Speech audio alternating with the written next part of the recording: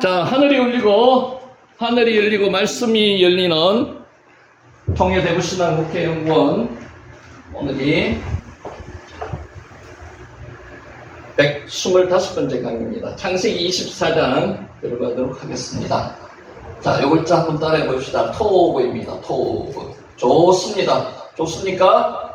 좋습니다. 예. 자, 몇 가지 복습하고 들어가도록 하겠습니다.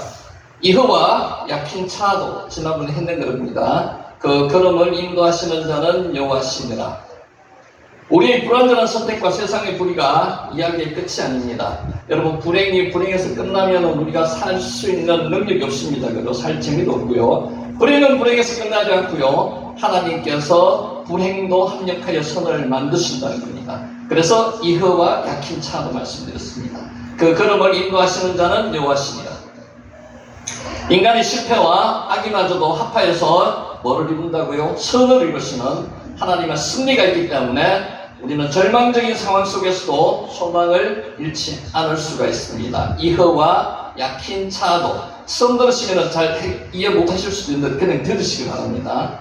자꾸 들으시면 귀에 어느 정도 익숙해집니다. 여기 차라라는 단어인데요. 다윗은 곤란 중에서 하나님께 자신을 구원해 달라고 기도했습니다. 차라. 여러분 곤란 중에서 기도하시죠? 근데 까먹고 그냥 넘어갈 때가 많습니다. 그게 아브라함이 그랬다는 거죠. 아브라함이 기근이 들었을 때 그냥 본능적으로 앵부로 내려가 버렸습니다. 그게 우리 현실이라고 보시면 됩니다. 차라. 나의 하나님이여, 나의 번고와 환난을 보시고 내 모든 죄를 사하소서. 시편 25편 18편 말씀입니다. 이건 지난번에 했는 겁니다. 복습하는 겁니다. 고난 앞에서 좌절하지 말고요. 포기하지도 말고요. 하나님께 기도하시기를 바랍니다. 차라입니다. 곤란입니다. 자, 이거는 우리가 잘 아는 단어죠. 미드바르. 따바르가 있는 것이 미드바르입니다. 바울은 갈라디아서 1장 17절에서 이 시기에 대해서 아라비아로 내려갔다가 다시 다메섹으로 올라갔다고 간결하게만 언급했습니다. 아라비아에서의 3년은 바울의 생애에서 결코 지워지거나 생략될 수가 없는 가장 본질적인 시간이었습니다. 저는 여러분이 지금 이 공부하는 시간이 가장 본질적인 시간이 되기를 바랍니다. 미드바르. 어디요? 말씀이 있는 곳. 미드바르. 여러분 아무데나 찾아가시면 안 됩니다. 다바르가 있는 곳을 찾아가셔야 됩니다. 말씀. 미드바르. 광야입니다. 이 깊고도 치열했던 침묵의 시간을 통과한 후에야 그는 비로소 인간의 가르침이나 권위가 아니라 하늘로부터 온 권위를 복음을 선포하는 하나님의 사도로 견고하게 설 수 있었습니다. 미드바르. 광야입니다. 광야. 미드바르라고 하죠. 그의 위대한 여정은 바로 이 깊은 침묵과 고독 속에서 진정한 첫걸음을 내게 됐습니다. 누구나 광야의 시간을 거칩니다. 그 광야의 시간에 누구를 만나야 돼요? 하나님을 만나시라고요. 말씀을 만나야 됩니다. 미드바르.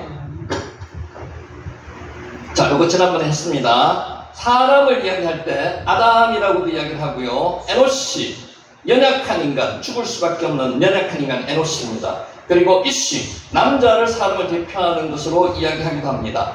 하나님은 인간을 창조하실 때 토기장이가 하나의 작품을 만들듯이 노력과 정성을 다 쏟으신 결과물이 저와 여러분들입니다. 그렇지 않습니까? 그죠? 글작품들이죠. 좌절하거나 실망하거나 그렇게 하실 필요가 없습니다. 우리가 하나님과 원수 되었을 때 누가요? 예수님께서 십자가에서 한 손으로는 하나님의 손을 잡고요. 또 한 손으로는 우리의 손을 잡고 연결해 주셨습니다.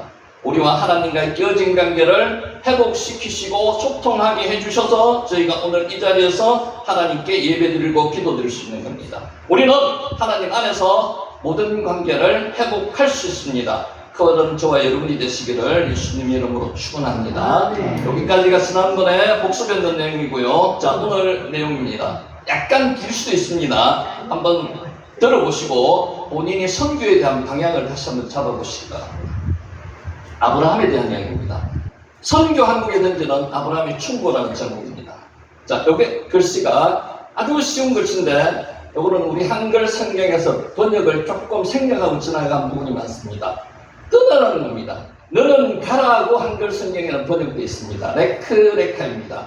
레크, 너는에 대해서는 번역을 했습니다. 너는 가라. 이게 레크거든요. 레카에 대해서는 번역을 안 했습니다. 누구에게로 가라요? 너에게로 가라는 겁니다. 너 스스로에게 가라는 겁니다. 본질로 가라는 겁니다. 홀로 가라는 겁니다. 그래서 레카에 대해서는 번역을 안 했습니다. 레카에 대해서 설명을 한번 했으니까 일단 오늘은 그 설명까지는 안 드리겠습니다. 레카입니다.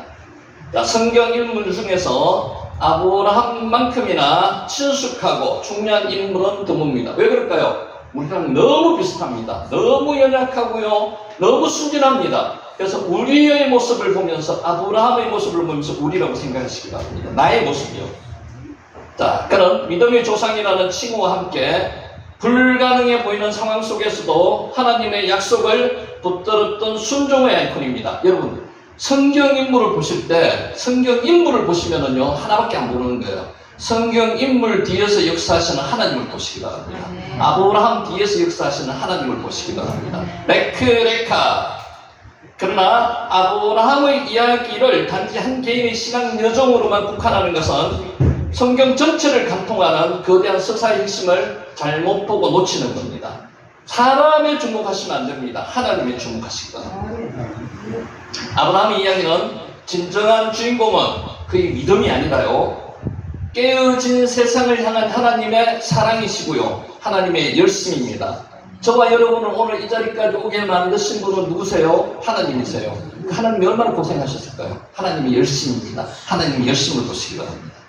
그의 부르심은 인류의 실패로 점철된 역사에 개입하시는 하나님의 주관적인 행위이자 온 세상을 구원하시려는 하나님의 선교가 시작되는 장엄한 서곡입니다. 레카, 너는 가라.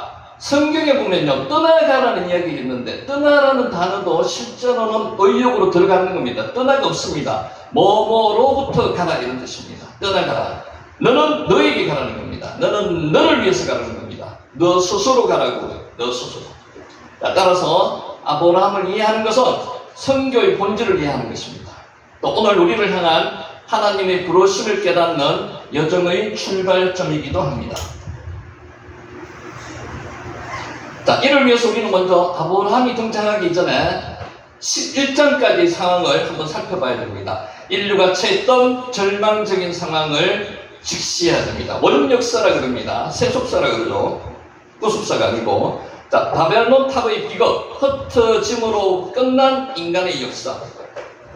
인간은 모여서 함께 살기를 원합니다. 하나님의 사명은, 원래 명령은 뭡니까? 나가라는 겁니다. 번성하라는 겁니다. 충만하라는 겁니다. 흩어지라는 겁니다. 레카. 그래서 가라는 거죠. 너는 가라는 겁니다. 세상으로 가라는 겁니다. 레카. 창세기 1장부터 11장까지는 펼쳐지는 온 역사, 인간의 죄가 어떻게 점진적으로 확장되어 세상을 파괴하는지를 적나라하게 보여주는 실패의 기록입니다. 성경은 성공했는 기록이 아닙니다. 인간의 실패를 이야기하는 거고요, 하나님의 역사, 승리를 이야기하시는 겁니다. 그 시작은 하나님과 관계의 파괴였습니다. 깨뜨리는 거죠. 선악과 사건은 단순한 불순종을 넘어서 창조주의 선하심을 불신하고 하나님처럼 스스로 되려는, 켈로힘이라 그럽니다. 하나님처럼 되려는 교만의 발현이었습니다. 인간은 창조주 하나님의 권위를 불순종하고 그의 선의를 불신했고요, 자유를 위해서 정해놓은 경계선을 무시했습니다. 사람에게는 누구나 경계선이 있습니다. 아담과 하와의 경계선은 어떤 거였습니까? 선악과 넘어가지 말라는 거예요. 아브라함의 경계선은 뭐였습니까? 애굽으로 가지 마는 게 아브라함의 경계선이었습니다. 우리에게도 경계선이 있습니다. 그 경계선을 넘어서서는 아버지를 떠나는 겁니다. 그러면은 두려움이 오고요, 죄가 오고요, 하나님과 멀어지는 겁니다. 경계선을 넘어가시지 말아야 됩니다. 레카. 이 수직적인 관계의 근원은 즉시 수평적인 관계의 파괴로 이어졌습니다. 하나님과의 관계가 깨어지면요, 수평적인 인간관계가 깨어집니다. 가정이 깨어지고요, 부모 자식 간이 깨어집니다. 이웃이 깨어집니다. 그래서 하나님 관계가 바로 서면은 모든 관계가 어떻게 된다고요? 샬롬, 평안해집니다. 평강이 이룹니다. 인류 최초의 살인인 가인의 이야기는 시기와 질투가 형제의 피를 부르는 비극을 통해서 인간 공동체의 붕괴를 예고했습니다. 최초의 살인사건입니다. 하라그, 그냥 죽였습니다. 하라그가 어떤 뜻인가 하면요, 동물을 죽이듯이 잔인하게 형제를 죽이는 것을 하라그라고 합니다. 하라그 죽였습니다. 죄는 바이러스처럼 번져나가서 노아 시대에 이르러서는 온 땅에 폭력과 부패가 가득한 세상, 하나님께서 창조를 한탄하실 정도의 총체적인 타락을 초래했습니다. 하나님은 한탄하지 않으십니다. 인간의 표현으로 빌려서 했기 때문에 한탄이라는 단어가 들어갔습니다. 얼마나 죄가 간영을 했으면요, 하나님께서 인간을 멸하시리라고 생각을 하셨을까요? 이 모든 실패의 역사가 응축되어서 폭발한 사건이 바로 신할 평지에 세워진 바벨탑 사건입니다. 꼭대기를 하늘에 닿게 하자, 이게 인간의 교만이라는 거죠. 닿게 할 수가 없습니다. 어떻게 닿게 하겠습니까? 지금도 못 닿게 하고 영원히 못 닿게 합니다. 교만입니다. 캔모임. 자, 성읍과 탑을 건설하여서 그 탑 꼭대기를 하늘에 닿게 하자, 꼭대기를 하늘에 있게 하자, 이런 뜻입니다. 오늘은 우리 이름을 걸내고 온 지면에 흩어짐을 면하자. 흩어짐을 면하지 못하죠. 안 됩니다. 하나님께서는 땅에 충만하라고 말씀드렸죠. 땅에 향해서 가라는 겁니다. 만대 가는 겁니다. 이들의 외침 속에는 하나님을 향한 정면 도전이 담겨 있습니다. 이게 넘어서는 선을 넘어선 거죠. 자, 그들은 하나님의 영광이 아닌 인간의 이름을 내고자 했습니다. 지금도 인간의 이름을 내고자 인간들은 오늘도 노력하고 있습니다. 그러면 결국 성공합니까? 아니요. 결국 실패한다는 거죠. 결국 하나님께 간섭을 받습니다. 흩어지게 만들어 주시는 거죠. 창조주를 밀어내고요, 인간 스스로 역사의 중심이 되겠다는 세속적인 인본주의의 선언입니다. 이 인본주의를 선언해가 성공한 사람은 없습니다. 하나님을 떠나면요, 모든 것이 실패합니다. 모든 관계가 깨어집니다. 아까 이야기했죠. 수직적인 관계가 깨어지면 수평적인 관계가 깨어질 수밖에 없습니다. 자, 그들은 흩어짐을 면하고자 외쳤습니다. 이게 말로는 되는데 실제로 흩어짐을 면하자고 외친다고 되는 게 아닙니다. 이는 땅에 충만하고 번성하라는 하나님의 창조 명령을 거부했습니다. 인간이 하나님을 거부해서 성공한 역사는 없습니다. 인간의 힘으로 연합하여서 스스로의 안전을 도모하려는 불신앙적인 시도였습니다. 여러분도 그런 경험 있고요. 저도 그런 경험 있습니다. 외쳐서 나가서 성공한 사람 없습니다. 저도 마찬가지고 결국은 하나님께 돌아오게 되는 거죠. 맞고 돌아오느냐 안 맞고 돌아오느냐 그 차이입니다. 맞았을 때, 덜 맞았을 때 빨리 돌아오는 겁니다. 바벨탑은 하나님 없이 인간의 힘과 지혜로 유토피아를 건설하려 했던 거대한 프로젝트이자 인류의 교만이 쌓아 올린 기념비였습니다. 이들의 모든 노력은 인간 중심적인 가치관을 가진 세계를 반영하기도 합니다. 레카, 너는 너에게, 너를 위해서 가는 겁니다. 이에 대한 하나님의 응답은 단호했습니다. 그들의 언어를 혼잡하게 하여서 서로 알아듣지 못하게 했습니다. 발벨입니다. 발벨이 썩다는 뜻입니다. 혼란하게 하다. 바벨탑이거든요. 그들은 온 지면에 흩으셨습니다. 하나님께서 흩으셨습니다. 창세기 10장에서의 흩어짐이 하나님의 축복으로 인한 자연스러운 번성과 확산이었다는 것과는 달리 11장에 나오는 바벨탑의 흩어짐은 인간의 오만과 불순종에 대한 하나님의 심판이었습니다. 미시파트라고 합니다. 심판. 이로 인해서 사람들은 이전에 명예롭게 퍼져나가던 것과는 달리 굴욕적으로 흩어지게 되었습니다. 안 되면 하나님께서는 끝까지 하나님의 승리대로 하십니다. 그것을 반역해가지고 우리가 반대해가지고 우리가 성공할 수가 없다는 거죠. 레카입니다. 바벨이라는 이름이 혼란을 의미하게 된 것처럼 인류는 스스로의 힘으로 하나가 되려다가 철저히 분열되는 역설적인 비극을 맞이하게 되었다는 겁니다. 만약 성경이 창세기 11장에서 끝났다고 하면은 인류의 미래는 어떻게 됩니까? 초통불능의 혼돈과 희망 없는 어둠뿐이었을 겁니다. 창세기 1장 2절에 나오는 그 암흑 속에 있는 지구를 한번 생각해 보세요. 그게 우리의 모습이었다는 거고요. 그렇게 될 가능성이 있었다는 겁니다. 그런데 하나님은 그렇게를 하지 않으셨다는 겁니다. 창조세계는 무익함이 침묵하고 어둠 속에 숨어있는 것과 같다고 표현될 정도로 암울했습니다. 허감이 기품이 위에 있고 하나님의 영이 운행 안 하시는 거죠. 하나님의 영이 운행하심으로써 창조가 시작되는 겁니다. 근데 하나님의 영이 떠나버리면 창조가 시작 안 되는 거고 11장에서 끝났다면 그런 현상이 일어났다는 거죠.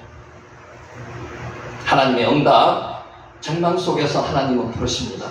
여러분 하나님의 역전에 하나님이신 거 믿습니까? 내가 끝났다고 끝났는 겁니까? 절대로 안 그렇습니다. 하나님이 끝내지 않으면요 끝나지 않습니다. 그래서 내 스스로가 판단하여서는 안 된다는 겁니다. 하나님이 끝내실 때까지 계속 하나님의 뜻대로 따라가는 겁니다. 레카 바로 그 절망적인 절망의 정점, 칠흑 같은 어둠 속에서 창세기 12장 1절 그냥 보시면 안 되고요. 창세기 12장 1절은 하나님의 처절한 부르심입니다. 희망을 주시는 말씀입니다. 한 줄기 빛이 터져 나옵니다.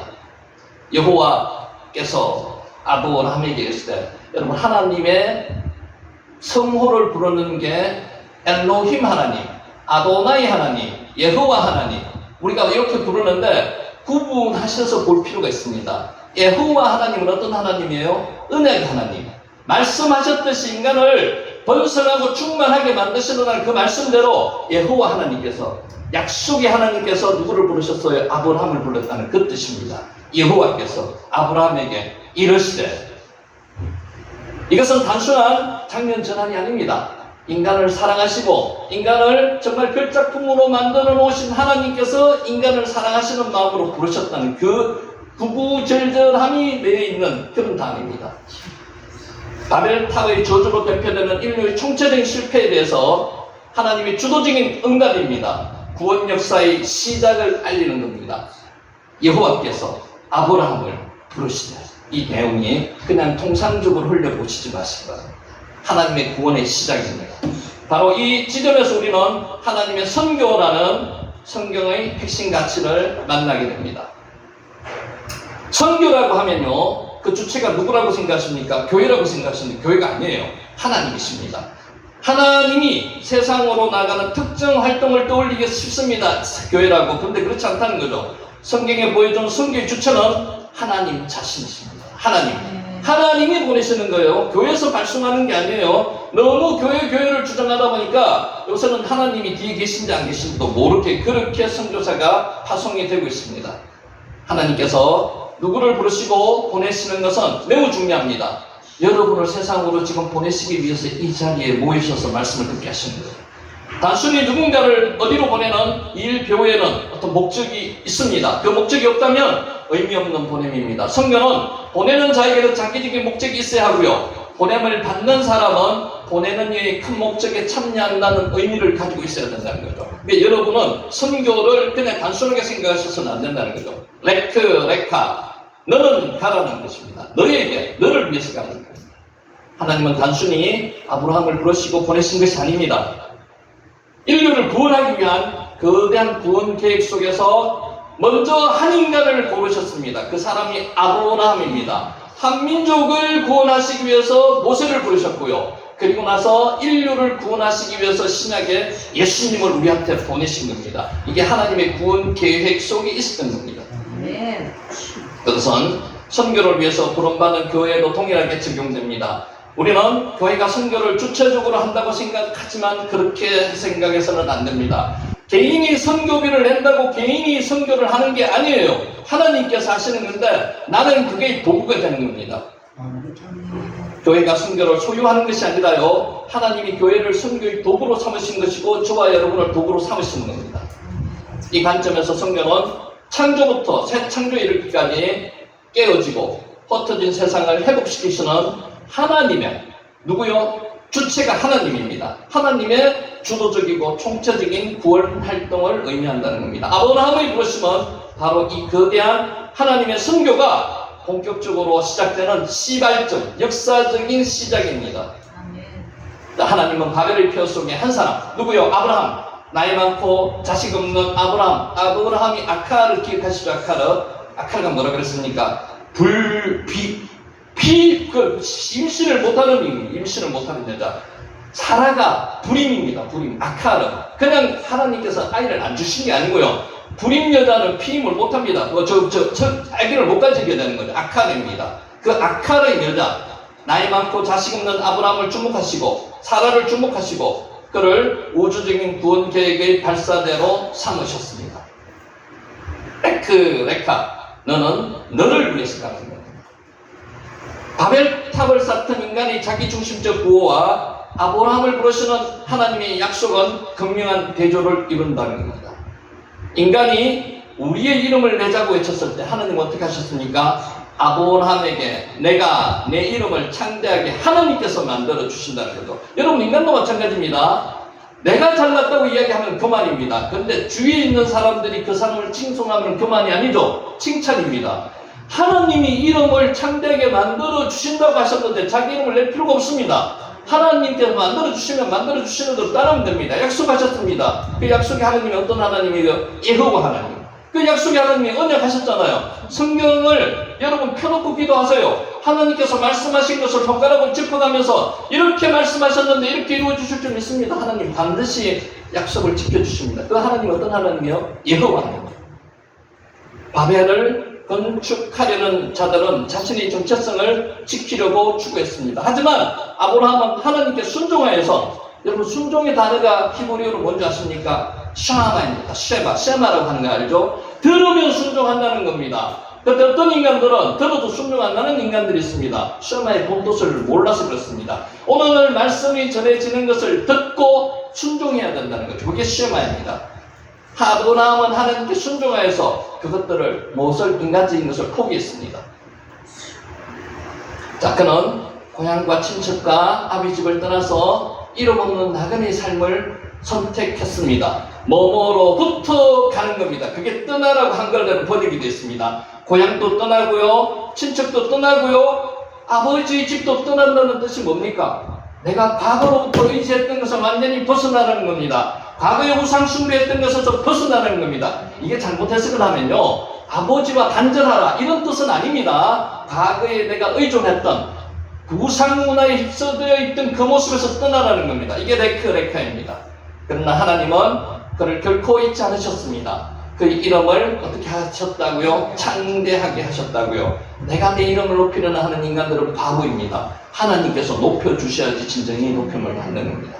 인간이 흩어짐을 면하자며 저항했습니다.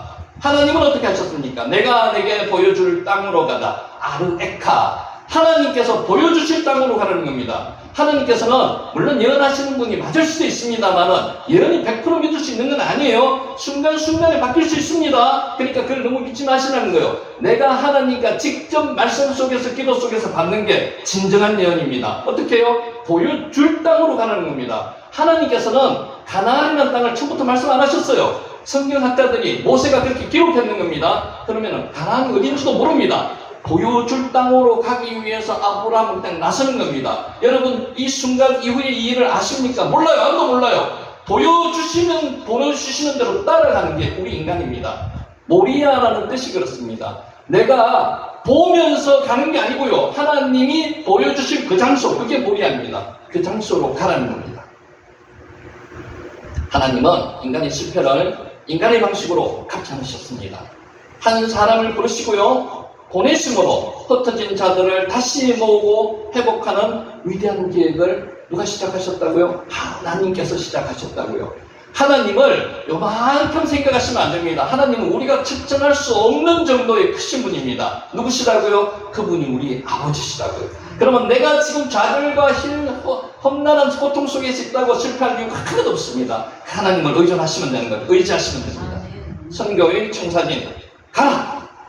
레카 가라. 복이 되라. 여기서 중요한 게 내가 복이 되는 거고요, 내가 복이 됨으로 복을 나누라는 겁니다. 이게 선교입니다. 내가 물질이 있으면 물질을 나누는 거고요, 재능이 있으면 재능을 나누는 겁니다. 내 거를 나누는 겁니까? 하나님 거를 나누는 겁니다. 주체가 하나님이시다. 레카. 이게 선교입니다. 아브라함의 부르심을 담은 창세기 12장 1절 3절은 하나님의 청교의 청사진이라고 할 수 있습니다. 선교는 여기서는 지금 떠남이라고 했는데 이건 한글 번역상의 떠남입니다. 레카입니다. 떠남에서 시작됩니다. 뭐뭐로부터 분리되는 것으로 출발해요. 그래서 뭐가 중요하다고 말씀드렸어요. 히브리어에서 분리되는 게 두 가지겠습니다. 카도시가 무슨 뜻이라고요? 거룩하다는 뜻인데 구별하다는 뜻입니다. 빠달이라는 단어도 있습니다. 빠달이 무슨 뜻인가 하면요, 분리하다는 뜻입니다. 빛과 어둠이 분리됐습니다. 까다립니다. 땅에 있는 물이 한 곳으로 모였습니다. 분리되는 것, 까다립니다. 그게 분리라는 겁니다. 떠남입니다. 모든 역사는 하나님의 주권적인 계획 아래 있습니다. 믿으십니까? 내 마음대로 가는 게 하나도 없습니다. 이때까지 살아오신 게 내 마음대로 갔습니까? 제가 여기 이렇게 강의할 줄을 어떻게 알았습니까? 아무도 몰랐습니다. 저도 몰랐습니다. 하나님의 섭리 속에서 되는 거예요. 오늘 이 자리에 오신 게 마음대로 오신 거 아니에요. 하나님의 섭리 속에서 오셨다는 거죠. 그래서 여러분은 하나님을 믿으셔야지 사람을 믿으시면 절대로 안 되십니다. 하나님의 역사는 하나님의 성별하는 계획 안에서 이루어지고 있습니다. 그것은 아브라함과 그의 후손이 절대적으로 헌신함으로써 하나님의 성교가 출발합니다. 창세기 이 본문은 예수께서 제자들에게 명령하신 대위 임령의 선교적, 성경적인 토대가 됩니다. 너는 너희 고향과 친척과 아버지의 집을 떠나. 원문하고 지금 조금 다릅니다. 이 말씀은 안정된 삶의 터전을 버리고 과거에 내가 의지했던 것을 버리고 전적으로 하나님만 의지하며, 누구만 의지하면요? 아들, 딸 의지하지 말고요. 하나님만 의지하며 거대한 선교 계획에 동참하라는 요청입니다. 아브라함에 대한 이야기가요. 아브라함에 대한 이야기로만 끝나게 보는 사람들은 성경을 하나밖에 안 보는 겁니다. 넓게 보셔야 됩니다. 저와 여러분에 대한 명령이라는 거죠. 인간적으로 보면 모든 것을 포기하고 내려놓는 것이지만 그렇지 않습니다. 여러분, 떠나갈 때 우리가 인간적으로 판단할 때도 마찬가지입니다. 세 가지 떠나라 그랬습니다. 하나님께서는 2장 3절에 주시는 복을 몇 가지 복을 주신다고 말씀하셨습니까? 7가지. 7가지가 그냥 7가지가 아니고요. 완전 수치입니다. 모든 복을 주시겠다는 겁니다. 내 것 조그마한 것을 포기하면은 하나님이 가진 것을 다 주겠다는 그런 의미도 됩니다. 내 것을 포기하시면요, 하나님께서 더 많은 것을 주신다는 겁니다. 역설적으로 아브라함은 자신의 정체성을 하나님의 선교 비전에서 찾았습니다. 현재와 미래를 보장하시는 하나님의 약속을 받았습니다. 여러분도 받으셨죠? 네. 모든 선교적인 삶은 아브라함처럼 나의 안전지대를 떠나는 결단에서부터 출발합니다.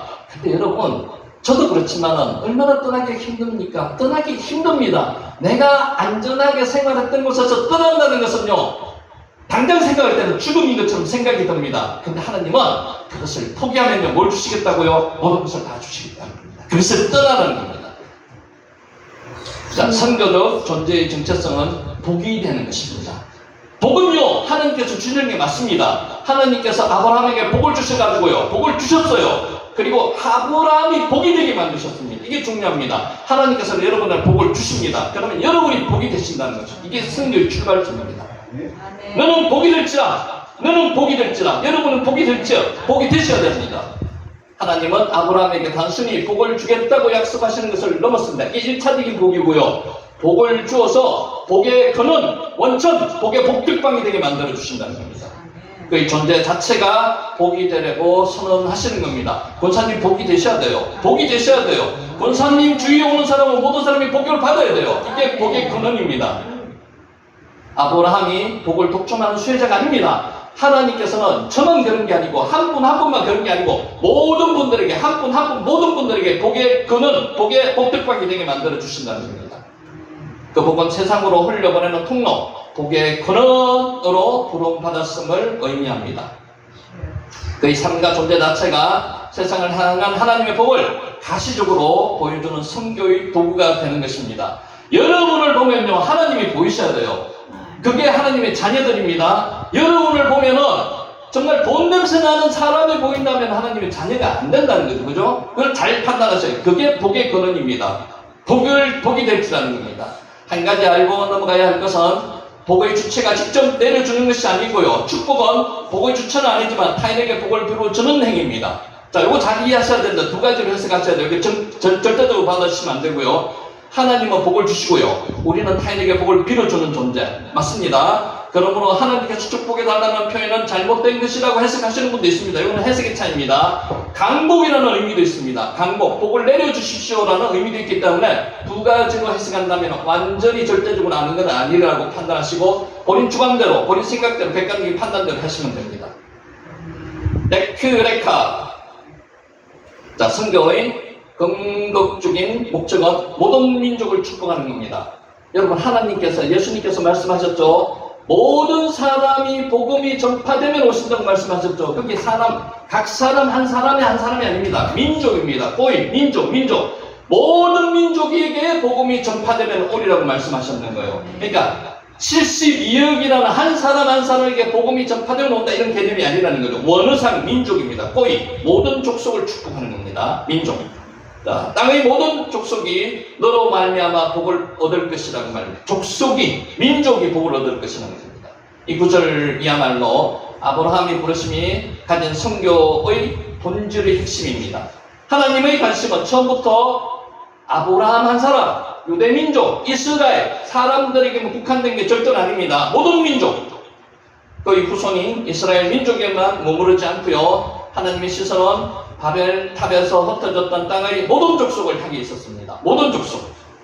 아브라함의 선택은 편애가 아닙니다. 온 세상을 구원하시기 위한 하나님의 보편적인 계획을 이루기 위한 전략적 수단이었고요. 아브라함의 부르심은 특정한 한 사람을 통해서 보편성, 모든 족속에게 성취하려는 하나님의 선교적인 지혜를 담고 있으시다는 거죠. 레카. 자, 결론입니다. 아브라함이 길을 걷는 사람들, 저와 여러분들. 레카. 왜 아브라함인가? 라는 질문에 대한 답은 명확합니다. 그는 인류가 스스로 쌓아올린 바벨탑의 저주 아래 신음할 때 저주를 축복으로 바꾸시려는 하나님의 구원 계획에 응답한 하나님 선교의 첫 번째 주자였다는 거죠. 대표적인 한 사람이었다는 겁니다. 그 이야기는 한 위대한 개인이 시작된 얘기가 아닙니다. 그래서 우리가 아브라함 성경에 너무 한 사람이 집중하시면 안 됩니다. 다윗에 집중하시면 안 되고요. 요셉에 집중하시면 안 됩니다. 그 뒤에서 역사하시는 섭리하시는 하나님께 집중하시는 거죠. 온 세상을 품으시는 하나님의 거대한 사랑 이야기 시작점의 대표주자로 아브라함을 꼽았다는 겁니다. 아브라함의 부르심은 신약시대에 예수 그리스도께서 제자들에게 명하신 대위명령, 뭐라고 말씀하셨습니까? 너희는 가서 모든 민족을 제자 삼으라는 명령의 원형입니다. 아브라함부터 출발했다는 거죠. 이게 가라! 레카 다 해석하면 레카입니다. 그리고 복이 되라. 아브라함의 소명은 시대를 초월하여서 오늘을 사는 우리 모두에게 동일하게 적용이 됩니다. 우리 역시 각자의 삶의 자리에서 안주하려는 바벨탑을 허물어야 됩니다. 하나님께서는 떠나시는 자에게 복을 주십니다. 변하려는 자에게 하나님께서 복을 주십니다. 그대로 앉아있으면요, 하나님께서는 바벨탑과 같이 앉아있게 만들어 주십니까? 아니요. 하나님의 사랑하는 자녀들은 하나님께서 결국은 승리하시는 거죠. 흩으시는 거죠. 하나님이 흩으시기 전에 내가 레카 떠나는 겁니다. 세상 속으로 들어가서 하나님의 복을 나누는 통로로 살도록 부르심을 받은 아브라함의 후예들이 저와 여러분이 되시기를 예수님의 이름으로 축원하면서 오늘 강의를 시작합니다. 아멘. 자, 오늘 서론이 좀 길었습니다만은 한 번은 우리가 듣고 넘어가야 될 말씀이기 때문에 말씀을 전했고요. 복습 간단하게 하겠습니다. 자, 지금 창세기 24장 하고 있습니다. 창세기 24장 간단하게 말씀드리면요, 우리는 창세기 22장 아브라함 이삭을 바친 장을 아브라함 믿음의 최절정판이라고 이야기를 하기도 하는데요, 틀린 말씀 아닙니다. 24장을 절정판이라고 이야기하기도 합니다. 왜냐? 아브라함은 고향이 아닌 하란으로 보내서 거기서 나홀의 성으로 보내서 거기서 자기 아들이 아내를 구하는 일에 하나님께서 분명히 역사하신다는 믿음을 가지고 그 늙은 종을 800km나 되는 곳으로 보내서 지금 며느리를 구하는 게 아니고요, 이삭의 아내를 구하고 있다. 그래서 그 장을 2장 24장을 믿음의 장이라고 이야기한다고 합니다. 16절 보겠습니다. 그 소녀는 복이 심히 아름답고 지금까지 남자가 가까이 하지 아니한 처녀더라. 그가 우물로 내려가서 물을 그 물동이에 채워가지고 올라오는지라. 그 소녀 나아르라고 말씀. 나아라가 처녀이고요, 나아라가 총각입니다. 총각. 그러니까 나아라 두 개가 구분 내는 거고요. 요 단어 때문에 설명을 합니다. 나아라는 소녀이고요, 나아르는 소녀. 근데 히브리어는 딱 정해져 가지고 몇 세부터 몇 세 이렇게 하지는 않습니다. 어떤 경우는 어린 아이를 나아라로 표현하기도 했고요. 보통 나아라라고 하는 아까 소녀는요 12세에서 17세 정도로 이야기합니다. 처녀들아, 천연은 베툴라라는 단어를 썼습니다. 이거 좀 특이하기 때문에 단어 때문에 소개를 드립니다. 누가요? 리브가가 베툴라라는 겁니다. 베툴라. 히브리어 다 읽는 거는요, 한 30분만 신경을 쓰면 읽을 수 있습니다. 그 조금만 신경 쓰시면 돼요. 크게 읽지 않습니다. 자, 그리고 우리 한글에 또 이런 번역이 많습니다. 물론 뭐 그렇게 우리나라 그래도 그렇게 적는 경우가 있지만은 그가는 완전히 차이가 나는 겁니다. 한글 성경 이런 거는 나중에 번역을 좀 다시 해야 될 거고요. 야라드가 내려가는 겁니다. 내려가다. 얄라드가 나타나는 뜻이고요. 알라가 올라가다는 뜻입니다. 이거 지금 했는 거기 때문에 빨리 한번 넘어가는 거예요. 17절. 종이 마주 발려가서 이르되 청하건대 내 물동이를 물을 내게 조금 마시게 하라. 지금 시점 잘 보세요. 이 늙은 종이 물을 길어 내려가는 리버가에게 지금 이야기한 게 아니고요. 물을 떠가지고 오는 리버가에게 지금 마주 달려가서 이야기한 겁니다. 여기서 마주라는 이 단어가 부사로 적혀 있는데 실제는 부사가 아니라는 거죠. 직역하면 그래서 그는 그녀를 만나기 위해서 달려갔다는 겁니다. 동사입니다. 동사. 키르아 만나기 위해서 만나기 위해서. 17절 종이 마주 달려가서 이르되 청하건대 내 물동이의 물을 조금 마시게 하라. 이게 이제 이거보다 더 완곡하게 원어에는 표현되어 있다는 거죠. 내가 구하오니 나아가 기도할 때 이런 표현을 가졌습니다. 그래서 어린 리브가 17세 이전의 소녀에게 100세 전후에 아브라함의 종 엘리에셀이라고 추정되는 사람이 가서 아주 정중하게 지금 부탁을 하는 겁니다. 자, 여기까지 저쪽도 있군요. 메아트가 조금이라는 뜻이고요. 자, 18절 그가 이르되 내 주여 마시소서 하며 급히 그 물동이를 손에 내려 마시게 하고, 요 급히도 부사구가 아니고요, 실제는 동사로 되어 있습니다. 직역하면 그러자 그가 서둘러서 마시겠다는, 서둘렀다는 겁니다. 영어로 말하면 and she hasted라고 되어 있습니다. 와 테마헤르라고 되어 있고요. 마하르가 서둘러라는 뜻입니다. 서둘러. 아브라함이 객 3명이 왔습니다. 누군지도 몰라요. 그냥 지나가는 나그네입니다. 서둘러서 막 뛰어다닙니다. 그 나그네들을 대접하기 위해서 소도 잡으러 뛰어다니고요. 사라에게 뜻도 준비하러 갑니다. 그때 했는 게 마하르, 서둘러라는 뜻입니다. 서두르다, 동사입니다. 마시게 하고 와 타시케우, 그리고 그녀는 그에게 마시게 하였다는 겁니다. 마시게 하고 샤카, 마시다는 뜻이고요. 자, 19절 그것들로 배불리 마시게 하리이다 하고, 리브가가 대단한 말을 했습니다.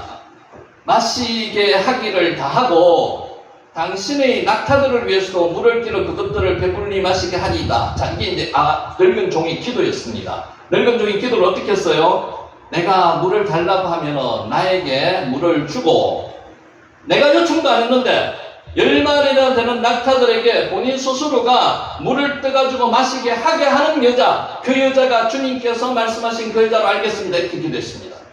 이게 현실적으로는 불가능하다는 거죠. 낙타가 먹을 수 있는 물의 양이 100리터 정도 된답니다. 물동이에 한 동이가 뜨면 10리터 정도 들어가고요. 한 마리 마시게 하려면 몇 번 왔다 갔다 해요? 10번 왔다 갔다 해야 됩니다. 이게 몇 마리라고요? 100마리, 10마리, 100번 왔다 갔다 해야 된다는 거죠. 이거를 하기 위해서는 지금 날이 이제 어두워질 겁니다. 몇 시, 아마 밤늦게까지 이렇게 하지 않으면 이 일을 못 낼 겁니다. 근데 보통 여자 같으면 여러분도 좀 하시겠습니까? 못 한다는 거죠. 이게 불가능한 일을, 기적을 하나님께 구했는 겁니다. 그랬더니만 어떤 예다운 여자가 하나 오더니만 물을 마시게 하는 것 뿐만 아니라 말도 안 했는데 낙타를 보더니만요, 자기가 하겠다는 겁니다. 이게 불가능한 일이 지금 실현되고 있는 겁니다. 기도 응답이죠. 여기서 그것들도 배불리라고 하는 것은, 우리 한글 성경에는 배불리라고 됐는데 실제는 원어상에는 아드임킬루라고 되어 있습니다. 그것들이 마시기를 끝날 때까지. 그러니까 약간 차이가 있죠. 마시기를 끝날 때까지는, 이게 이제 한글 성경 처음에 번역하시는 분들이 이렇게 번역을 했습니다.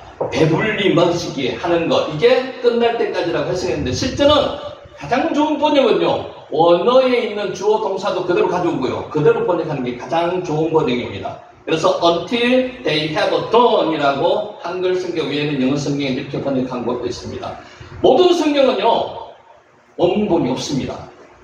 원본 성경은 없습니다. 그래서 전부 사고입니다. 사고. 그렇기 때문에 완전히 100% 이게 정확하다라고 이야기하는 것은 틀린 말입니다. 킹제임스 버전을 그렇게 이야기하시는 분들이 많죠? 아닙니다. 킹제임스 분들도 오류가 많습니다.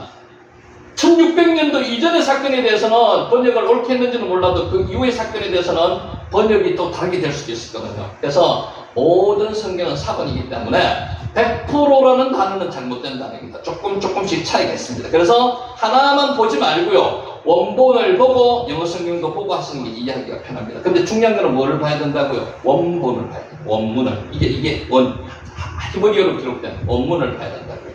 그것들도 배불리 아드 인킬루 칼라가 완성하다는 뜻입니다. 20절 급히 여기도 부사구로 되어 있는데 부사구가 아닙니다. 물을 부위에 붓고 다시 기르려고 우물을 달려가서 모든 낙타를 위하여 깃는지라. 히브리 원문은요 운율이 있습니다. 시적인 표현을 많이 썼습니다. 그래서 와우 개수법을 계속 연결되어 있습니다. 붓고 급히 붓고 달려가서 깃는지라가 실제로는 동사로 다 연결되어 있습니다. 그래서 운율이 있게 기록되었다는 겁니다. 이게 한글로 번역하면서 약간 운율이 사라졌다는 거고요. 마하르가 서두르다가 아까 말씀드렸고요. 아라가 붙다는 뜻이고요. 벌거벗다는 뜻도 있습니다. 아라. 로츠가 달리다는 뜻이고요. 사브가 물을 깃다는 뜻. 구체적인 내용은 처음에 들어서는 잘 이해를 못 하시기 때문에 그냥 몇 번 들으시면서 제가 지금 하고자 하는 내용이 그렇습니다. 이게 금방 이해를 하면 아무도 기본 이해를 못하는 사람이 없죠. 반복하다 보면요. 나름대로는 기회 어느 정도 있고요. 그러면 이제 약간의 궁금증이 생기거든요. 거기서 찾아 공부하시는 게 그게 제일 좋은 겁니다. 자, 급히라는 부사구가 없다고 말씀드렸습니다. 서두르다는 동사로 되어 있다고 말씀드렸고요. 구유라는 단어가 쇼케트라는 구유. 히브리 유대민족에게는 구유가 물가에, 우물가에 항상 구유가 있었습니다. 왜? 동물들이 먹을 수 있도록. 쇼케트는 단어. 여기까지 지난번에 했고요. 오늘은 여기서부터 시작을 합니다. 자, 아브라함의 청지기와 리브가의 만남에 대해서 27절까지 기록이 되어 있는 중에서 21절입니다. 그 사람이 그를 묵묵히 주목하며 여호와께서 과연 평탄한 길을 주신 여부를 알고자 하더니, 지금 이 그가 누굽니까? 늙은 종, 엘리에셀이로 추정되는 늙은 종입니다. 묵묵히 주목하며 마시타의 마하리시. 자, 묵묵히가 마하리시입니다.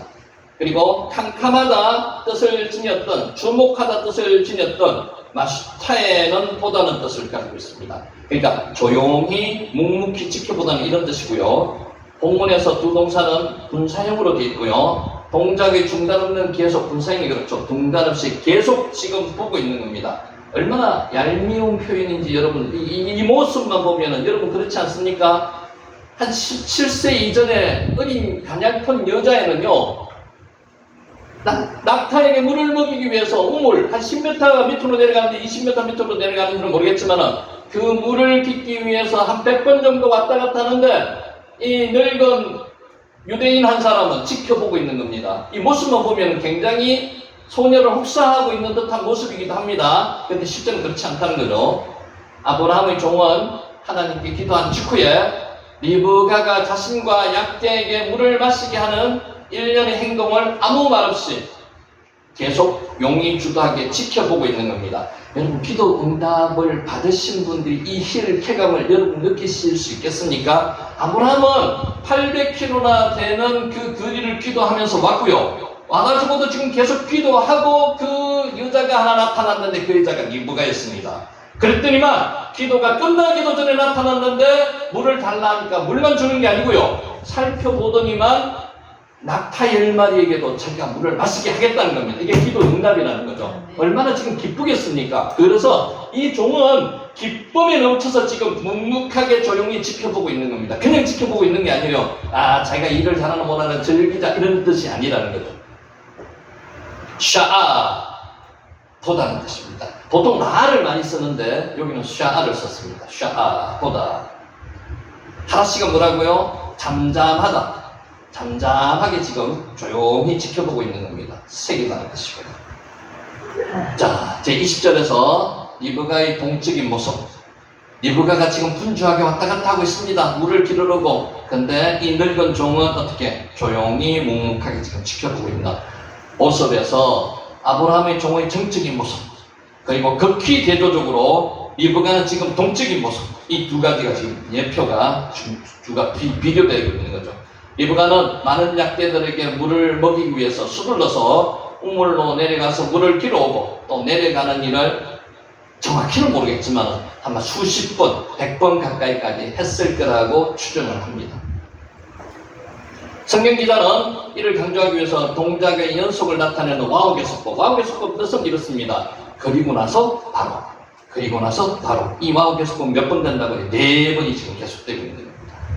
우리가 그거 생각하시면 됩니다. 하와가 선악과를 따먹을 때 따다 라카우, 그리고 나서 먹다 아칼, 그리고 그것이 끝났습니까? 그리고 나서 와우계수법으로 나탄이 주다는 것입니다. 누구에게? 아담에게 주고요. 그도 또한 아칼, 이게 와우계수법입니다. 난 끝나고 바로, 끝나고 바로 계속 이어진다는 거죠. 자, 성경 기자는 이 두 문법적인 요소를 10분 활용해서 상세하게 대조적으로 두 사람의 모습을 극적으로 묘사하고 있습니다. 여러분, 영문학이 어디서 나왔는지 아시죠? 성경에서 나왔습니다. 모든 것이 성경 쪽에서 인용을 한 게 많습니다. 이게 왜? 성경이 문학적인 나름대로 가치도 그만큼 있기 때문에 그렇다는 거죠. 이런 표현의 다양성과 적절성은 성경의 뛰어난 문학성을 나타내주고 있습니다. 그래서 성경을 한글 성경으로만 읽으면 이런 것을 놓치기 쉽다는 거죠.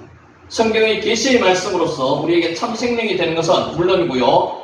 그 형식에 있어서도 영문학의 그 성경에서 나왔다고 해도 과언이 아닐 만큼 그만큼 가치가 높다는 겁니다.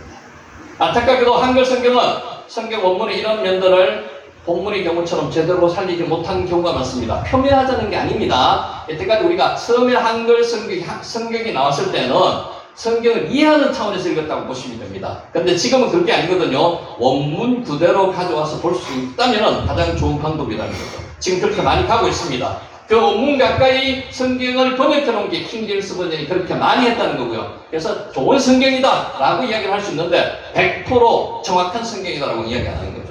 따라서 성경을 원문으로 보는 훈련과 노력이 그만큼 요구되는 거고요. 제가 이 원문으로 하는 것을 저도 늦기 시작했지만은 이게 어떤 면에게 빠졌는가 하면요. 원문을 읽으면요. 은혜를 문자에도 받을 수가 있고요. 실제로 한글로 읽는 것 그 이상으로 나름대로 그 내용을 간파할 수가 있어서 참 좋습니다. 알고자 하더니 나 같은. 여러분 선악과가 뭔지 아시죠? 선악과는 없습니다. 선악을 알게 하는 나무입니다. 그러니까 이제 우리는 선악과 단순하게 이야기하는 선악을 알게 하는 나무듯이 다트가 안다는 그런 뜻입니다. 야다에서 나왔습니다. 철저히 아는 겁니다. 그냥 알되 철저히 아는 것. 부부간에 성관계 하다도 야다거든요. 그거는 철저히 알지 못하면 그렇게 될 수가 없다면 야다입니다. 야다. 자, 이러한 사실은 이 단어가 성관계를 갖는 것을 표현할 때도 사용됐다는 점에서도 확인이 됩니다. 나 다트, 야다의 명사를 뜻입니다. 자, 아브라함의 종은 리브가의 외모뿐만 아니라 심성까지 정확히 파악하기 위해서 그녀의 행동을 묵묵히 지켜보기만 하였다는 거죠. 지켜보고 이 사람이 정말 어떤 사람인지 하나님께서 나에게 기도 응답으로 주신 사람인지 판단할 수 있었다는 거죠. 자, 리브가는 어떤 마음의 소유자였습니까? 마음이 착한 사람입니다. 왜? 외간 남자가 와서 물을 달라고 하니까 물을 줬습니다. 마음도 착각고요.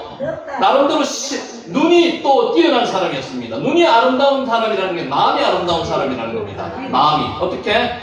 주위에 들어보니까 낙타가 10마리가 있는데 지금 물도 못 마시가 20일 동안 물도 못 마시가 있는 것을 보고 자기가 스스로 물을 길어오겠다고 하고요. 세 번째가 제일 중요합니다. 그 당시 미의 기준은요. 체력적인 부분이 강했습니다.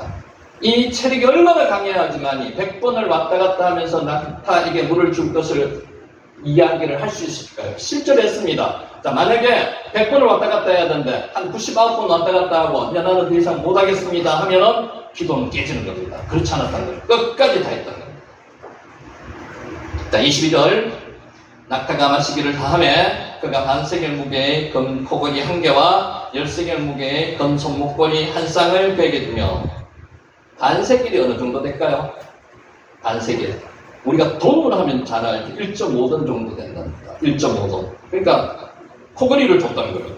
반세겔은 출애굽기에만 나타내는 무게단위입니다. 본문과 출애굽기에만 무게단위입니다. 이 단어의 기본은 단단한 물건을 힘껏 자르다, 세겔이 그런 뜻입니다. 빽카라고 했는데요. 자, 여기서는 세겔이 쪼개진 것, 절반을 이야기합니다. 절반. 하나가 아니고 절반. 히브리인들은 온전한 것을 기준으로 하여 스스로 뼈를 세분하여서 도량형을 삼았습니다. 한 백하, 반세겔은 5.71g 정도, 그럼 1.반돈을 이야기합니다. 한 돈이 요새 얼마입니까? 8만, 10만 원 갑니까? 아이고, 10만 넘어요. 얼마요? 한 돈? 25만 원. 한 돈 25만 가요? 70만 원. 70만 원? 한 장이 아니고 한 돈. 한 번에 50만 원. 한 돈 20만 원 정도 가요? 자, 잘 모르겠습니다만 굉장히 요새 비싸졌습니다. 옛날에 20만 원. 예. 너가 그만둬라. 끝나고 나서 따져보기로 합시다. 예, 됐습니다. 백하. 백하. 백하가 뭐라고요? 백하가 반세겔을 백하라고 합니다. 백하. 백하. 아이고 그렇구나. 자, 22절. 낙타가 마시기를 다하고 그가 반세겔 무게, 코골이가 반세겔 무게를 줬다는 거고요. 한 개와 또 더 줬습니다. 10세겔 무게의 금손 목걸이 한 쌍을 그에게 줬습니다. 두 가지 줬죠. 이게 엄청나게 많이 준 겁니다. 네잼 자하부. 자하부가 금이라는 뜻입니다. 그리고 네잼은 코골이, 귀골이, 고리를 이야기하는 겁니다. 리브가 이 뜻 아십니까? 리브가? 리브카. 고리라는 뜻입니다. 고리. 그러니까 유대인들은 이름이나 동네나 지명이나 뜻이 다 있습니다. 정확하지 않는 것도 있지만 우리가 잘 이해를 못하는 것, 리브가는 고리입니다. 그러니까 양가 집을 하나님의 사랑으로 고리로 이어간다는 여자, 이렇게 해석할 수도 있습니다. 고리라는 뜻입니다. 오늘날까지도 전동의 유목민들에게 있어서 기부인들에게 큰 선물이 되고 있는 코골이 귀걸이는 당시 여인들에게도 가장 값진 선물 중에 하나였습니다. 언제부터 코골이가 없어졌는지는 모르겠지만 옛날에는 귀걸이보다 코골이 쪽에 관심이 더 많았는가 봐요. 코골이를 많이 했는가 봐요. 자, 아브라함의 종이 1.5돈 5.7g 코골이와 더불어 114.2g 정도 되는 거, 어느 정도 되는가 하면요 30.5돈 정도 된답니다. 굉장히 많은 양이네요.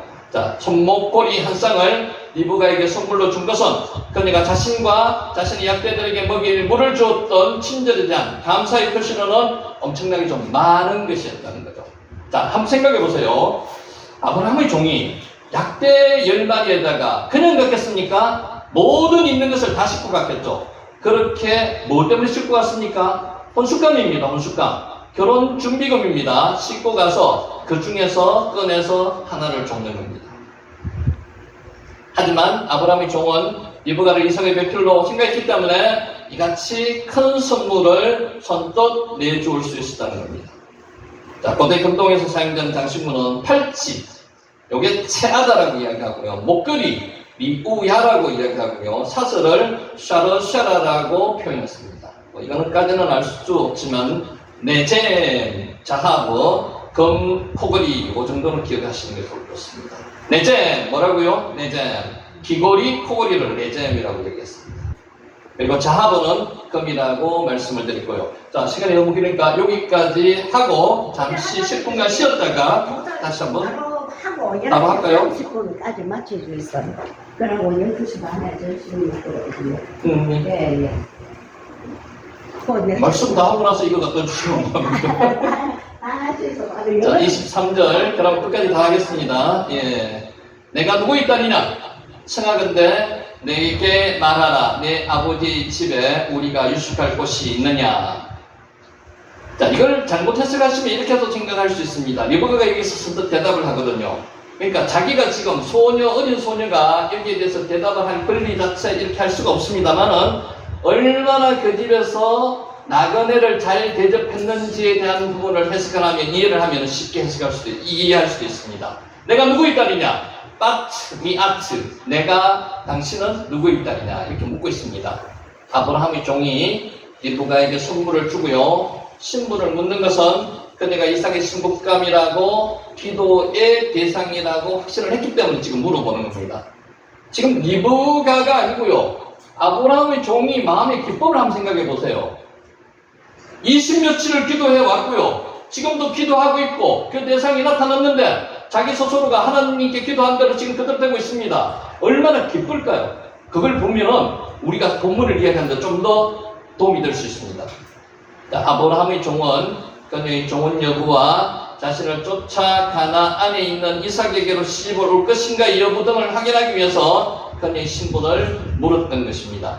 예, 24장을 믿음의 장이라고 결정본이라고 말씀드린가 하면 아브라함이 그만큼 믿음의 단계에 왔다는 겁니다. 뭐라고 앞에서 말했습니까? 그 여자가 따라오지 않겠다고 하면 어떡할까요? 종이 물었습니다. 그랬더니 아브라함이 뭐라고 말했습니까? 그렇지 않다고요. 그렇게 하면은 그는 며느리, 그러니까 아들이 안 된다고 말했는 거예요. 그만큼 믿음이 있었다는 거예요. 하나님께서 반드시 이삭의 아내를 만들어 그쪽에서 있게 해주실 거라는 믿음이 있었다는 거죠. 그래서 믿음이 결정된다고 말씀드립니다.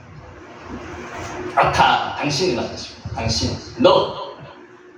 14절 그 여자가 그에게 이르되 나는 밀가가 나홀에게서 낳은 아들 도두엘의 딸이니이다. 이렇게 지금 대답하고 있는 겁니다. 밀가 어머니 이야기하는 거고요. 나홀 아버지 이야기하는 거예요. 그러니까 실제는 할아버지죠. 할아버지 할머니 거기서 낳은 아들이 뭐라고요? 도두엘. 그 딸의 오빠가 누구야고? 라반의 뜻이 뭐라고요? 희라는 뜻이 있습니다. 희다. 라반이 희라는 뜻이 있는 게 어디서 나왔는가 하면요. 바벨탑을 쌓을 때 그 지역의 흙이 흰 흙이었어요. 흰흙. 거기서 라반, 사탄의 뜻도 있습니다. 그래서 다른 데로 의문을 알면요. 조금 찾아 들어가기가 쉽습니다. 라반, 희다, 사탄. 그 오라버의 이름이 라반이라고. 자, 이는 리브가가 아브라함의 친동생인 나홀의 손녀, 아브라함의 혈족임을 보여주고 있는 겁니다. 유대인들은 성이 있었습니까? 없습니다. 그래서 아버지, 할아버지를 이야기합니다. 이름이 비슷한 이름, 똑같은 이름이 너무 많았기 때문에. 아브라함의 친족 중에서 이삭의 배필을 얻어야 한다는 문제가 해결되었습니다. 그냥 해결된 게 아니고요. 기도의 응답입니다. 여러분 얼마나 기쁘겠습니까? 기도해서 응답을 받으면요. 그 응답이 언제 왔습니까? 예수님의 이름으로 기도합니다라고 기도가 끝나기 전에 리브가가 뿅 나타났습니다. 이게 기도의 응답이라는 거죠. 여러분 하나님이 내가 원하는 기도가 아니고요. 하나님이 원하시는 기도, 승리대로 기도를 하면 이런 기도의 응답이 됩니다. 그리고 중보기도의 중요성이죠. 자기 종은요. 자기하고 상관이 별로 없는 이야기입니다. 아브라함의 집안일입니다. 그런데 그 집안의 모든 일을 판단하는 종이었기 때문에 자기 이야기보다는 주인의 이야기입니다. 그 이야기를, 그 기도를 할 때 또 응답되는 거죠. 중보기도가 중요하다는 거죠. 한편 리브가가 자신의 신분을 말하기 위해서 친족 관계를 모두 열거한 것은 특별한 성이 없는 건동 지역에서 자신을 소개하는 통상적인 관례였다는 겁니다. 성경은 우리 대한민국 한민족의 역사를 기록한 책이 아니기 때문에 유대민족의 역사 내지는 관습 정도를 이해를 하면 좀 더 리얼하게 받아들일 수가 있다는 거예요. 리브가는 자신의 아버지 도두엘에 대해서 설명하면서 그의 아버지 나홀이 낳았다고 표현하지 않고 뭐라고 표현했습니까? 밀가가 낳았다고. 왜 그렇게 했어요? 아브라함의 여동생. 그러니까 그런 부분도 있고요. 또 하나 정실 부인의 딸, 조실이라는 거죠. 조실. 그러니까 부인이 하나가 아니었을 가능성이 높습니다. 당시 고대 건동사회가 보편적으로 일부 다처제를 이루고 있었기 때문에 어떤 부인으로부터 태어난 자녀인가를 밝히는 것이 보통입니다. 그러니까 리브가는 밀가 쪽을 통해서 태어난 그런 손녀였다, 자녀였다 라고 표현하는 겁니다. 리브가 자신에 대해서는 어머니 이름을 밝히지 않은 것으로 보아서 도두엘은 후처를 취하지 않은 것으로, 그러니까 도두엘은 아버지 이름을 바로 밝히는 건 후처를 취하지 않았다는 그런 강정일 수도 있다는 겁니다. 그러니까 성경에서 우리가, 이게 추정입니다. 말하지 않는 부분에서는 목숨 걸고 밝히려고 하는 것은 잘못된 행동입니다. 보여주는 만큼만 보시면 돼요. 그래서 그것을 억지로 밝힐 필요는 없습니다. 그냥 말씀하신 보고에서 끝내자는 거죠. 25절 또 이르되 우리에게 집과 사료가 족하며 유숙할 곳도 있나이다. 이게 무슨 말입니까? 자기 집에 오라는 겁니다. 그러니까 어린 소녀가 이렇게 결정할 권한이 없습니다. 근데 왜 이렇게 말했을까요? 그동안에 아버지나 가족 중에서 나그네를 대하는 그런 모습을 봐왔던 리브가였기 때문에 이렇게 말할 수 있었다고 해석을 할 수 있습니다. 집과 사료가 족하며 감, 테벤, 감, 미스테포, 라브가 많다는 뜻이거든요. 라브, 흘러 넘친다는 뜻입니다. 라브, 물이 많은 게 옛날에는 좋은 거였어요. 라브, 흘러 넘친다는 뜻. 자, 개역 성경에는 보리라고 번역이 되어 있습니다. 미스포가 보리, 이게 동물의 사료라는 거죠. 사람이 먹는 식량이 아니라 가축의 사료를 이야기하는 겁니다. 사람의 식량으로 사용되는 보리는 다른 단어를 썼습니다. 히브리어는 쉐오라라는 단어를 썼습니다. 자, 고대 감독의 하란 지역에서는 집 테벤에다가 사료 미스포를 섞어서 가축들에게 먹이로 주었다는 겁니다. 리브가는 집과 사료를 동시에 언급했습니다. 우리 집에 많으니 우리 집에 오세요. 자기 혼자서 결정을 할 수 있도록 가정교육을 받았다는 것입니다.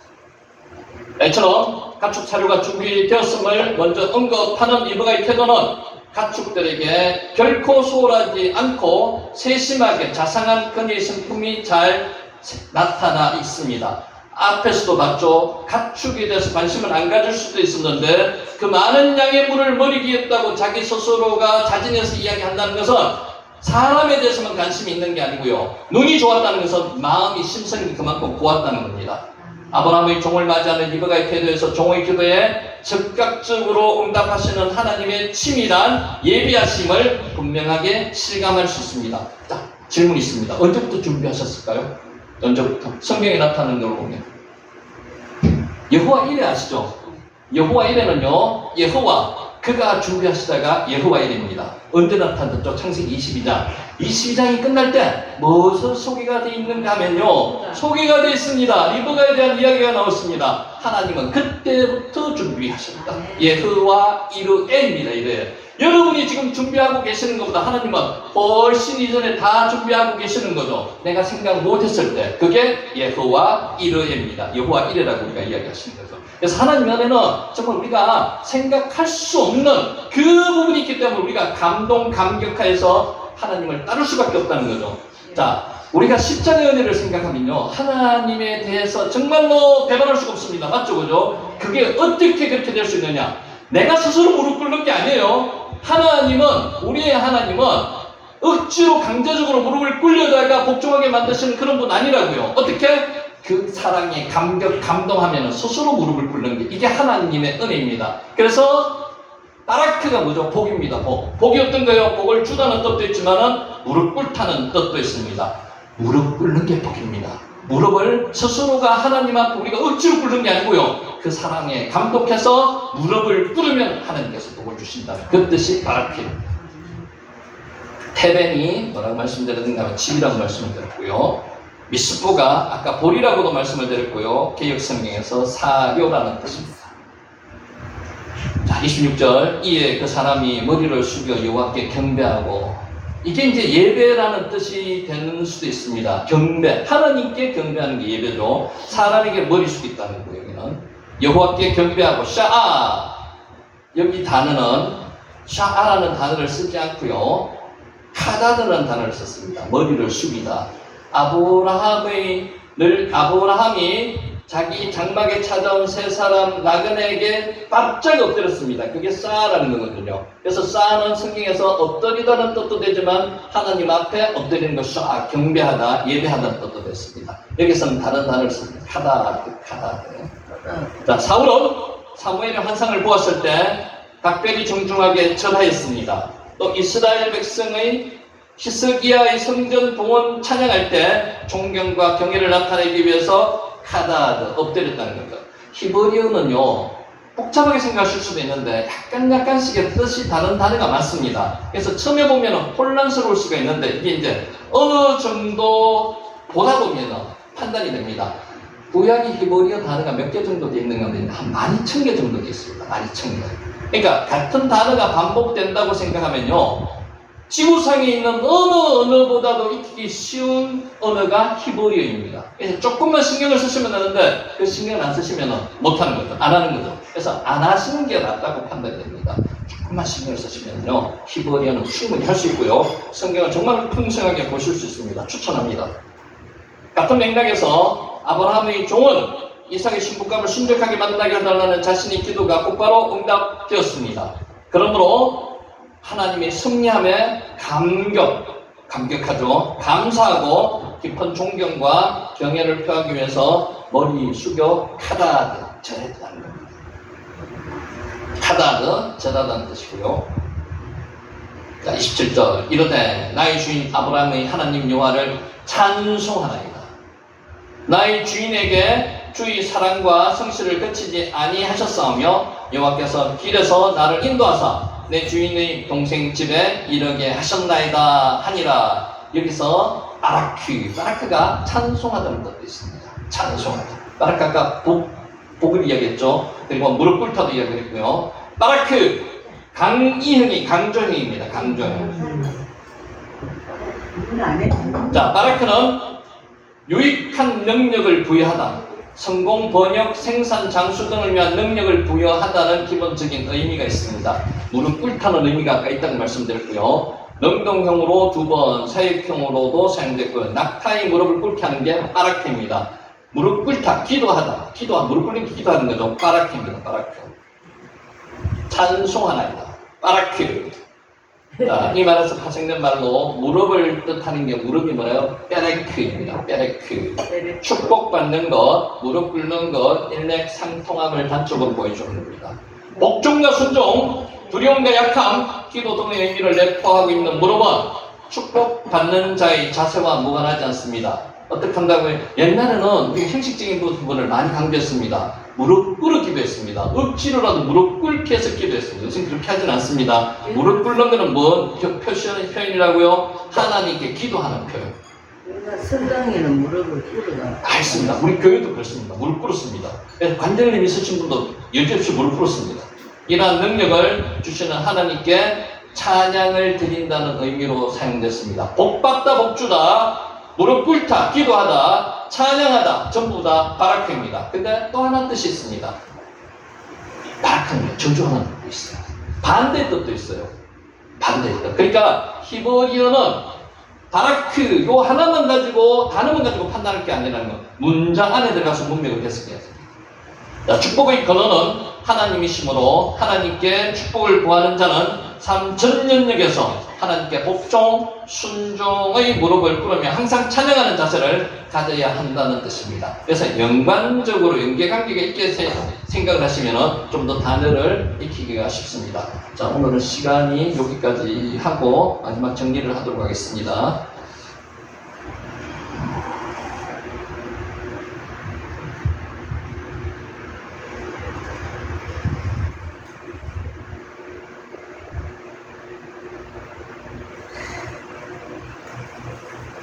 자, 오늘 하루를 잘 사는 법.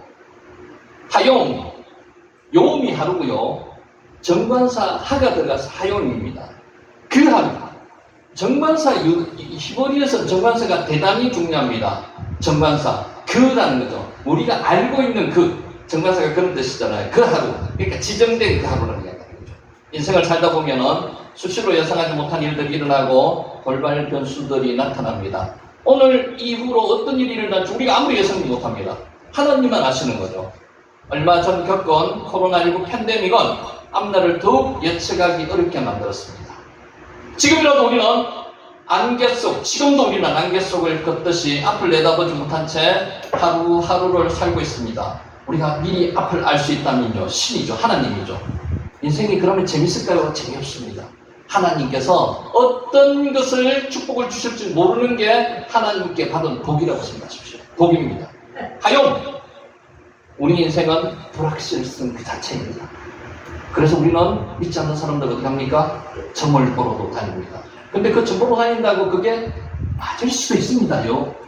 여러분, 점쟁이도 귀신과 접신합니다. 그래서 단순하게 볼 수도 있습니다. 근데 미래는 정확하게 하나님께서 섭리하시는 게 꼭 정해져 있는 게 아닙니다. 바뀔 수도 있습니다. 그러니까 점에 대해서 맹신하면 절대로 안 된다는 거죠. 예언도 절대로 맹신하면 안 됩니다. 수시로 바뀝니다. 말씀, 영원하신 것은 말씀입니다. 말씀. 인생에서 가장 확실한 한 가지는 뭐요? 다 죽는다는 것입니다. 죽다의 단어가 아까 제가 말씀드린 거 기억하세요? 죽이다가 하락입니다. 하락은 잔인하게 죽이다. 그런데 죽다의 단어가 그냥 자연적으로 죽는 게 무트입니다. 무트. 중요한 단어인데요. 다 죽는다는 겁니다. 죽습니다. 언제 죽습니까? 아무도 모릅니다. 이게 하나님께서만 아시는 분입니다.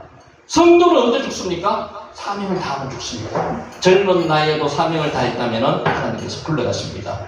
100살이 넘더라도 사명을 다하지 못하면 하나님께서 안 불러가실 수도 있습니다. 그러니까 이거는 우리 마음대로 할 수 있는 게 아닙니다. 불확실성 속에서 산다는 겁니다. 인생은 불확실성의 연속이며 불확실성과의 싸움입니다.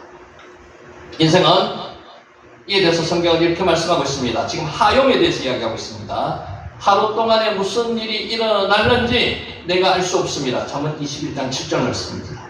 내일은 누가 염려한다고요? 내일 염려하면 됩니다. 왜 내일을 오늘 염려하십니까? 내일 여러분이 오늘 이처럼 이 자리에서 있을 수 있다고 100% 확신할 수 있는 사람이 있습니까? 없습니다. 아무도 없습니다. 하나님만이 알고 계시는 거죠. 그래서 염려는 내일을 내가 할 것이 아닙니다. 자랑할 것도 아닙니다. 내일은 우리의 시간이 아닙니다. 언제가 우리의 시간이라고요? Now, here. 지금 이 시간만 우리의 시간입니다. 그래서 지금 이 시간은 하나님께서 나와 함께 하시는 시간이고요. 하나님께서 복 주시면요, 다음이 있는 겁니다. 그래서 하나님이 복 주시지 않으면 불러가시는 겁니다. 지금 주어진 시간만이 내 시간입니다. 기억하십시오. Now, here. 이것을 잘못 해석하면요, nowhere가 될 수가 있습니다. 붙여서 읽으면. 그래서 잘 해석하셔야 됩니다. 어제 일로 오늘 괴로워하지 말고 내일 일로 오늘 피곤하지 말아야 한다는 거죠. 하나님은 광야 이스라엘 자손들이 가나안 땅에 들어가서 농사지어 양식을 마련할 수 있을 때까지 40년 동안 매일 새벽마다 만나를 공급해 주셨습니다. 우리 성경 오늘 못했는데 영어로 지금 주기도문 외우고 있죠. 6번째 나오는 게 뭡니까? 일용할 양식을 주시옵시고 나옵니다. 그래서 40년 동안 주셨다는 겁니다. 이 40년 동안 주셨는 게 거기서 끝났습니까? 아닙니다. 지금도 일용할 양식을 하나님께서 주시고 계시는 겁니다. 만나를 주시던 하나님이 이스라엘 자손에게 바라신 것은 무엇이었을까요? 만나를 주시던 하나님을 믿고 오늘 하루를 잘 살라는 것입니다. 하나님을 믿습니까? 그러면 하나님의 말씀대로 오늘 하루를 잘 사시면 됩니다. 내일 어려운 일이 있을 것이라고 미리 예측하고 판단하고 섣불리 예단하는 것은 잘못된 생각이라는 거죠. 내일은 누구에게 맡겨요? 하나님. 한마콤을 왜 주셨습니까? 집사님, 한마콤 우리가 견뎌야 될 그 자리는 오늘 이 시간 now here에서 견디시면 됩니다. 그러면 하나님께서 그 이후의 시간을 허락하시는 거죠. 하나님은 이스라엘 자손들에게 뿐만 아니라 오늘 우리에게 신실하신 하나님, 신실하신 하나님. 우리는 하나님이 신실하심을 믿어야 됩니다. 오늘 하루에 집중해야 됩니다. 오늘의 은혜를 누리며 살아야 합니다. 그게 뭐라고요? 헤세드가 무슨 단어인가 하면요, 하나님이 성품을 가장 잘 표현하신 단어가 헤세드입니다. 자비, 인애, 사랑, 은혜, 헤세드입니다. 오늘 하루를 잘 살면 어제는 아름다운 추억이 됩니다. 내일은 뭐가 된다고요? 희망이 됩니다. 하나님께서 은혜 주시면 내일이 다시 오는 거예요. 안 그러면 우리는 없는 겁니다. 그러니까 하나님의 은혜라는 거죠. 은혜. 사람은 행여나 하나님의 나의 사정을 모르실까봐 염려하고 걱정하십니다. 아니요, 하나님은 뭐 하고 계십니까? 오늘도 지켜보십니다. 그렇게 말하라 그랬죠. 하나님은 오늘도 우리에게 샤마 듣고 계십니다. 그래서 하나님은 항상 우리 곁에서 있으십니다. 그래서 우리를 돌보시는 분이라고 그러죠. 파카드. 하나님이 못 들으실까봐 같은 날을 우리는 계속 반복하는데 그러실 필요 없다는 거죠. 기도 왜 합니까? 하나님 우리 사정을 몰라서 기도하시길 원하십니까? 기도하면서 나를 바꾸라는 겁니다. 기도하면서 하나님의 뜻을 이해하라는 겁니다. 그게 기도입니다. 그의 주문 외우듯이 우리는 기도를 하는데 물론 그럴 수 있습니다. 하나님께 하소연할 수도 있고요. 하나님께 감정을 토로할 수도 있습니다. 사람에게 분을 토하지 말고요. 하나님 앞에 분을 내놓으세요. 다윗처럼 그렇게 하시면 하나님께서 내 분을 들어주시는 게 아니고요. 내 마음을 안정시켜 주시는 거고요. 하나님께서 나와 같이 하심을 믿게 만들어 주신다는 거죠. 이것이 바로 하나님이 하지 말라고 하신 주문 부원하는 기도입니다. 안 해도 된다는 겁니다. 근데 하시고 싶으면 하세요. 사람에게 하지 말고 하나님 앞에 와서 기도하시면 됩니다. 이것이 바로 하나님이 하지 말라고 한 주문 부원하는 기도입니다. 그렇게 하지 않아도 됩니다. 하나님은 우리가 구하지 않아도 우리 필요한 부분을 아십니다. 다 아십니다. 그런데 기도하시라는 거죠. 기도하시면 하나님을 바꾸는 게 아니고요. 세상을 바꾸는 게 아니고 나를 바꾸는 겁니다. 아멘. 그러므로 내일을 걱정하지 말고 주어진 오늘 하루를 어떻게 살아야 된다고요? 잘 살아야 됩니다. 잘 살아야 됩니다. 잘 사는 게 내 힘으로 삽니까? 아니요. 하나님께서 은혜 주시면 잘 살 수 있습니다. 오늘 하루를 잘 살고요. 하나님이 내일을 또 오늘 허락하시듯이 허락하시면 다시 하루를 잘 사시는 겁니다. 이게 하나님의 은혜라는 거죠. 내가 내일 죽을까 안 죽을까 걱정하십니까? 걱정하실 필요 없습니다. 하나님께서 사명이 있으시면 더 살게 만드시는 거고요. 80의 사명을 받은 사람 많습니다. 나는 이제 곧 하늘나라 가야지 그렇게 말씀하시면 절대로 안 돼요. 저 산지를 내게 주소서 하는 그 사람처럼 80의 사명을 85세에 받으시면 됩니다. 하루하루를 잘 살다 보면요, 한 달을 잘 살게 되고요, 한 달을 잘 살다 보면은 어느새 1년을 잘 살게 됩니다. 여러분, 날짜가 금방 갔죠? 벌써 9월입니다. 이렇게 살아온 건 누굽니까? 어떤 겁니까? 하나님의 은혜 아닙니까? 또 이렇게 하나님의 은혜로 또 나머지 남은 삶도 살면 된다는 겁니다. 한 해를 잘 살다 보면은요, 어떻게 된다고요? 평생을 잘 살게 됩니다. 여러분, 평생이 어느 정도 주신지 아십니까? 아무도 모릅니다. 하나님이 은혜 주시는 만큼 사시면 됩니다. 광야 이스라엘 자손들에게는 뭐가 보장 안 됐습니까? 내일이 보장 안 됐습니다. 우리들에게도 내일이 보장 안 됐습니다. 하나님이 은혜 주시면 살면 되는 거고요. 그들은 하나님이 주시는 일용할 양식, 데일리 브레드, 만나를 먹으며 하루하루를 살았습니다. 그렇게 하루를 살던 이스라엘 자손은요, 마침내 정해진 40년 광야 생활을 마치고 가나안 땅에 들어가게 되었다는 거죠. 우리도 마침내 영화의 단계를 다 지나면요, 영화의 단계, 천국에 들어간다는 겁니다. 마찬가지로 우리도 하나님의 은혜 안에서 하루하루를 살아야 됩니다. 그게 뭐라고요? 하용, 오늘입니다. 하용, 하루하루, 오늘입니다. 오늘. 그러면 우리도 무사히 인생살이를 마치고 하나님의 나라에 들어가게 됩니다. 여러분, 하나님의 나라는 저 땅에 하나님의 나라도 있지만 이 땅에 하나님의 나라가 있다는 걸 이해하시죠? 이 땅에 하나님의 나라, 그 하나님의 나라를 어떻게 살아야 된다고요? 열심히 하나님의 말씀대로 살면 됩니다. 저 땅에 하나님의 나라만 바라면 안 됩니다. 이 땅에 잘 사시면 저 땅에서 잘 살 수 있습니다. 우리는 오늘 잘 사는 지혜와 방법을 터득해야만 합니다. 수도사들에게 가장 중요한 것은 하나님께 서약한 수도사의 서약을 지키는 일입니다. 자, 그들은 서약이었습니다. 가난과 순결과 순종이었습니다. 우리가 딴 건 본받기 힘들더라도 순종은 본받아야 됩니다.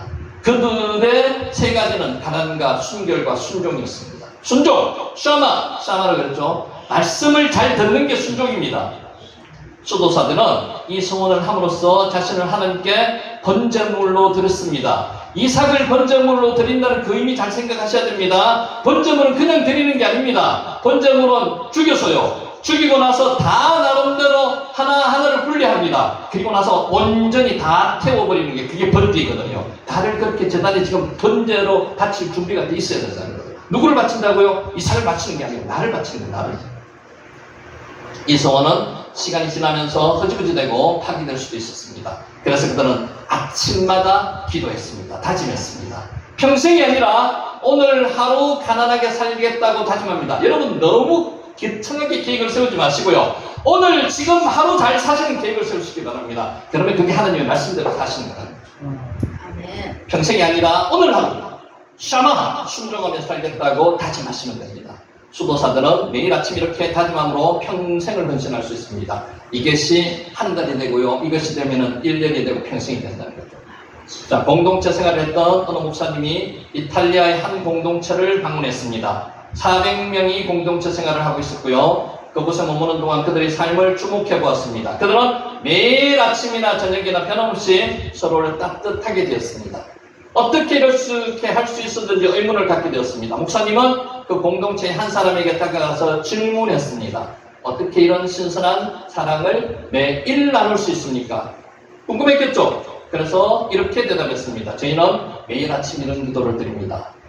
주님, 오늘 내가 만나는 한 사람을 처음 만나는 사람인 것처럼 되게 하여 주시옵소서. 저는 매주일 여러분을 만나지만은 매 순간 처음 만나시는 분인 것처럼 강의를 하게 해주십시오. 이렇게 이야기할 수 있는 것. 우리에게 가장 중요한 시간은 바로 이 시간, now here, 이 시간입니다. 이 시간. 또 우리에게 가장 소중한 사람은 바로 now here의 옆에 있는 그 한 사람이 제일 소중한 사람이라는 거죠.